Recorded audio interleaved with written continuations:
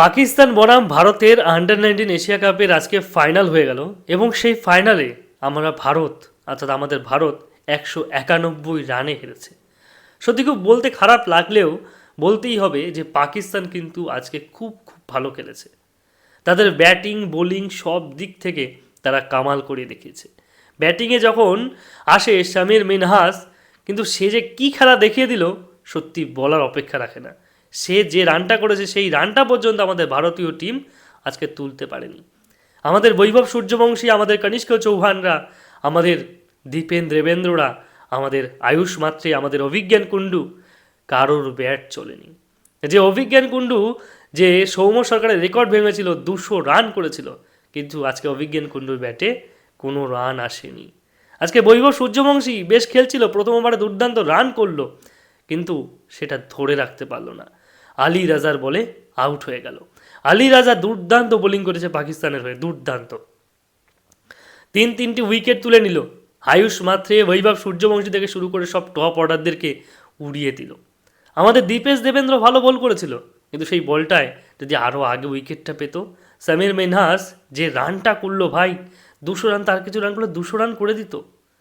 হ্যাঁ, ভাবুন শুধু যে কী খেলাটা দেখিয়েছে। বৈভব সূর্যবংশী প্রথম ম্যাচে ইউএর বিপক্ষেই পারলো, আরেকটা ম্যাচে 50 করেছিল, আর তো কিচ্ছু করতে পারলো না ভাই। কি খেললে ভাই তুমি? অভিজ্ঞান কোনো 200 রান করলে, কিন্তু আর কোথায় খেলা তোমার? আয়ুষ মাত্র একটি ম্যাচেও রান পেল না, প্রথম ম্যাচ ছাড়া কোনো ম্যাচেই তার রান আসলো না। যাই হোক, কী আর বলবো। আজকে ইন্ডিয়ার ব্যাটিং বোলিং দুদিক থেকেই বিপর্যয়। এমার্জিং এশিয়া কাপের মঞ্চেও দেখলাম জিতেশ শর্মা তার টিম নিয়ে পারল না, এখানেও সেই একই অবস্থা। সেখানে বাংলাদেশের বিপক্ষে সেমিফাইনাল হেরে গেল, আর আজকে ফাইনাল হেরে গেল আমাদের সেই বৈভব সূর্যবংশী সেই টিমে আছে। তাহলে বৈভব সূর্যবংশী থাকলে কি কোনো ম্যাচ ইন্ডিয়া ফাইনাল জিততে পারবে না? কি মনে হয়? আজকে পাকিস্তানের সামির মিনহাসকে অনেক প্রশংসা করতে ইচ্ছা করছে। ছেলেটার ব্যাটিং পারফরমেন্স সত্যি দেখার মতো ছিল, দেখার মতো ব্যাটিং করেছে। আর ওদের যে মেন্টার সরফরাজ, হার সরফরাজ ধোকা নেই দেতা, সেই পিকে সিনেমার ডায়লগটা মনে পড়ছে যে সরফরাজ যেখানে আছে সেখানে পাকিস্তান হারবে, এটা কখনো হয়? 2006 আন্ডার-19 বিশ্বকাপ জিতল, 2017-তে চ্যাম্পিয়ন্স ট্রফি জিতল, আর 2025-এ এমার্জিং এশিয়া কাপ নয়, এশিয়া কাপ আন্ডার-19 জিতল মেন্টর হিসাবে, অ্যাজ এ মেন্টর। পাকিস্তানের জন্য এই 2025 সালটা বেশ।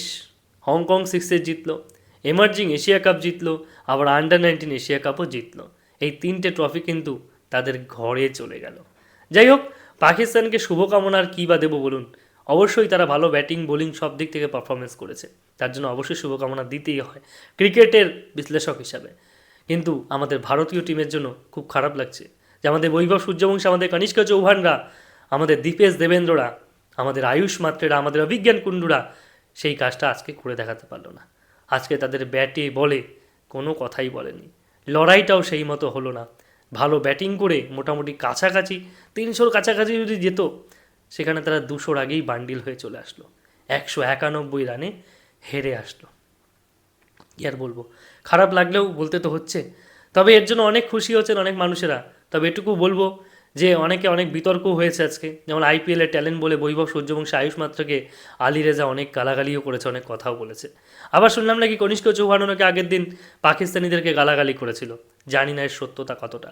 তবে আজকে বৈভব সূর্যবংশীকে বা আয়ুষ মাত্রকে যেভাবে আইপিএল ট্যালেন্ট বলে উল্টোপাল্টা বললো, পিএসএলের ট্যালেন্ট সেভাবে কিন্তু আমরা দেখতে পাই না। তা যাই হোক, আমাদেরকে এই চিন্তাভাবনা করতে হবে পরবর্তীকালে ক্রিকেটকে এগিয়ে নেওয়ার জন্য বা ক্রিকেটকে এগিয়ে নিয়ে যাওয়ার জন্য আমাদের প্লেয়ারদেরকে আরও কঠোর পরিশ্রম করতে হবে।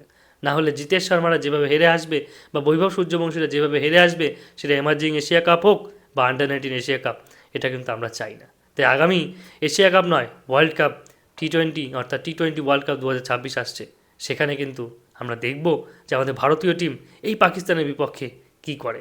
ভালো থাকবেন, ধন্যবাদ।